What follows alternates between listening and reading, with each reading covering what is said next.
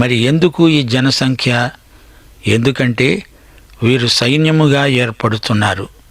యుద్ధానికి వీరు పరోక్షంగా సిద్ధపడుతున్నారు. ఈజిప్టులో ఉండగా వీరు బానిసలు. అప్పుడు దేవుడే వీరి పక్షాన పోరాడాడు. ఇప్పుడు వీరు దాస్యంలో లేరు, స్వతంత్రులు. అందుచేత వీరే శత్రుమూకలతో పోరాడాలి. సోదరీ సోదరులారా, మనం కూడా ఇప్పుడు గొప్ప ఆధ్యాత్మిక పోరాటంలో ఉన్నాము. ఎఫెసీ పత్రిక 6వ అధ్యాయం 10 నుండి 12వ వచనం వరకు వినండి. ప్రభువు యొక్క మహాశక్తిని బట్టి ఆయన యందు బలవంతులై ఉండండి. మీరు అపవాది తంత్రాలను ఎదిరించడానికి శక్తిమంతులగునట్లు దేవుడిచ్చే సర్వాంగ కవచం ధరించుకోండి.